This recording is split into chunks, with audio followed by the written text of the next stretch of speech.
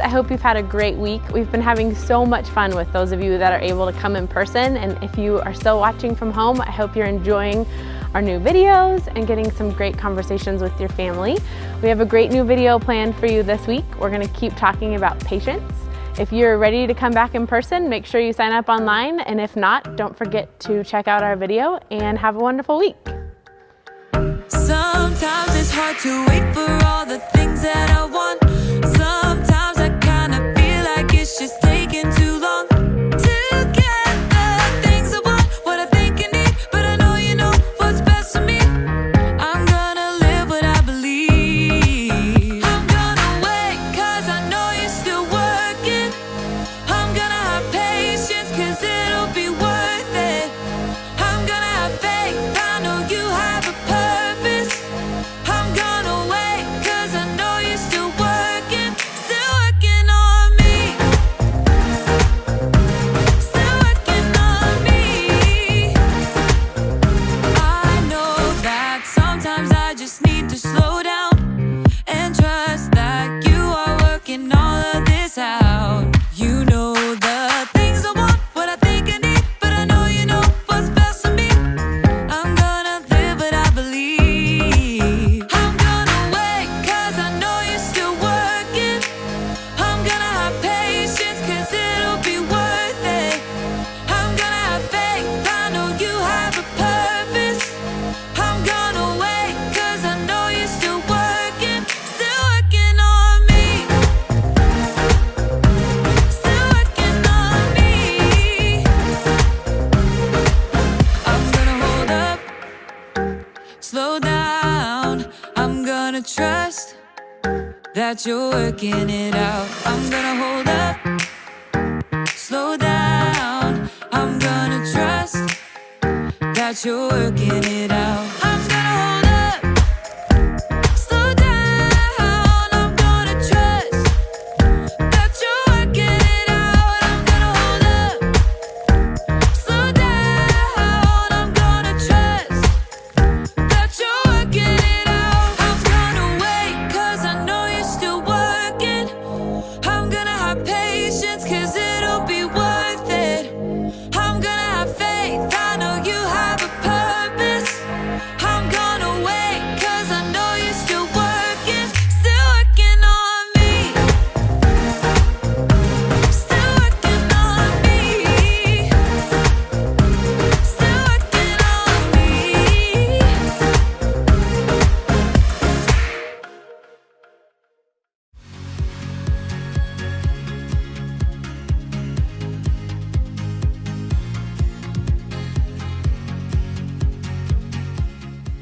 The first step will be to mix together precisely 1 cup of sugar with 1/2 cup of softened butter. Got it. 1 cup of sugar, 1/2 cup of butter. Oh, hi there. I'm in a baking class over the internet. What was that, Graham? Oh, nothing. I'm doing a thing.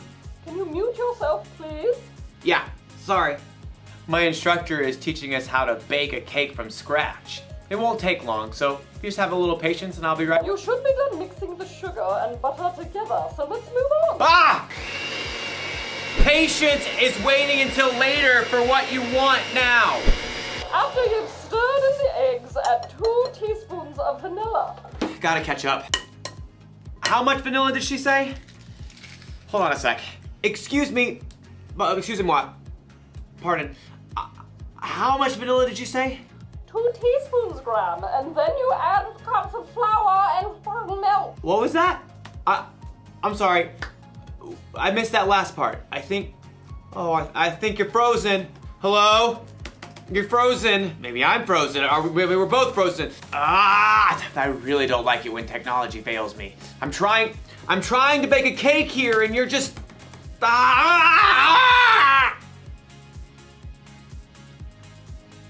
And I have to wait until it unfreezes before I can make my cake. You know, sometimes we have to wait for things when we really, really don't want to. Just like in today's story. And sometimes, also like in today's story, we don't wait. I am making this cake. How much milk and flour did she say? I don't know. We'll see you soon. Oh! Yeah. Ah. Yeah.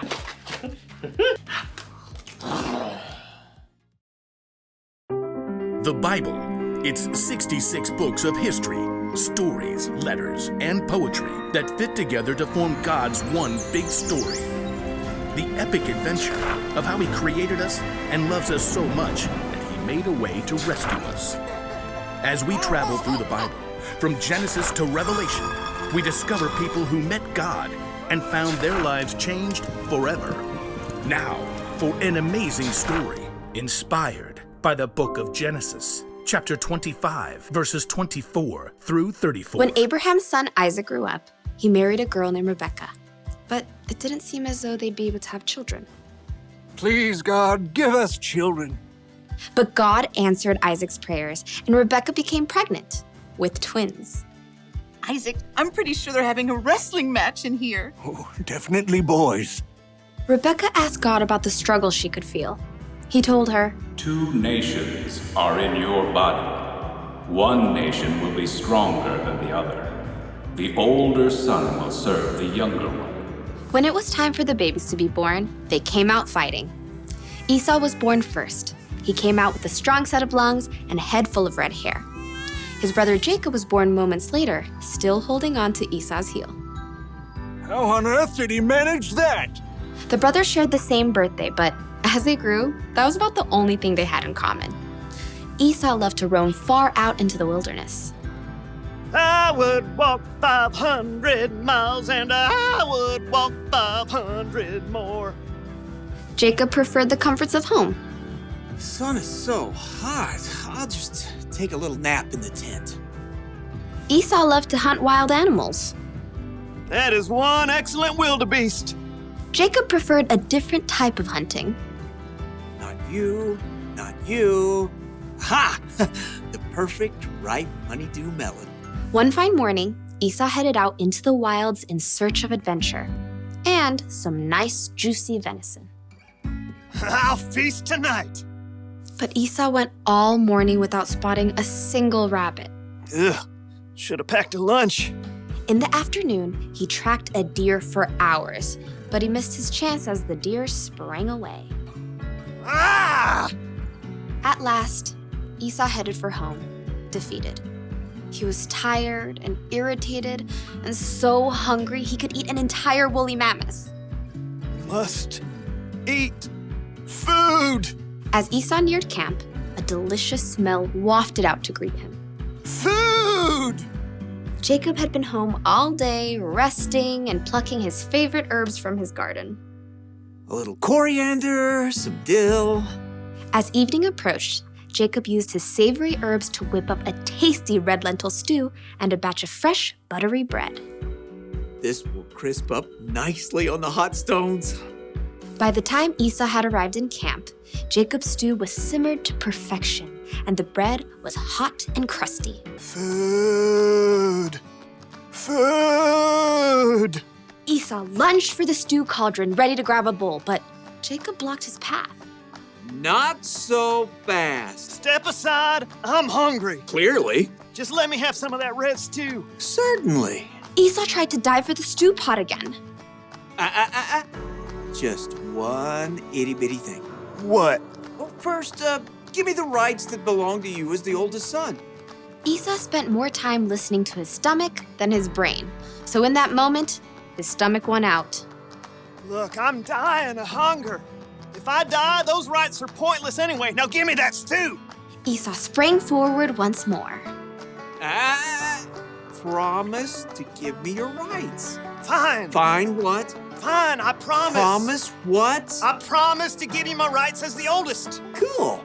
Help yourself. Jacob stepped aside as Esau hurled himself at the stew pot. Stew! Esau happily gorged himself on rich stew and fresh bread. But as his stomach filled up, he had time to stop and think again. Esau had just traded the rights of a lifetime for a meal that would only last him a few hours.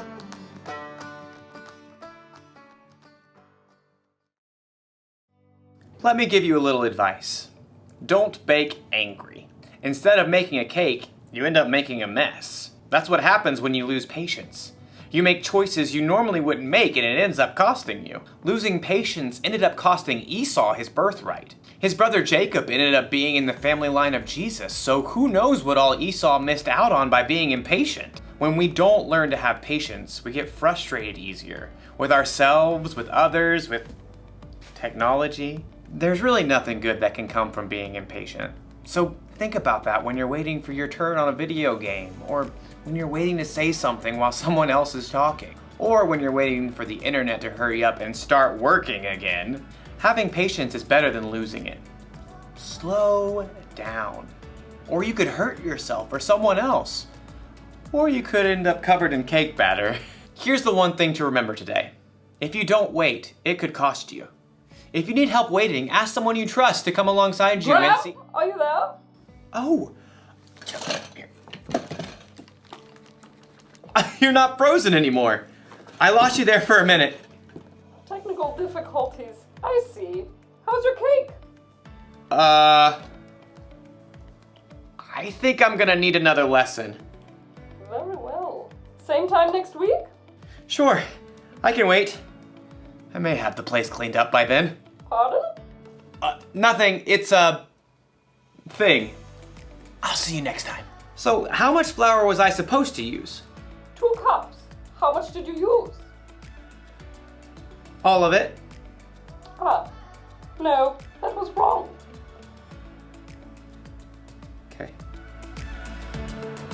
I hope you enjoyed watching our video today and that you learned something new. Have a really awesome week, and we will look forward to seeing you again next week. Bye.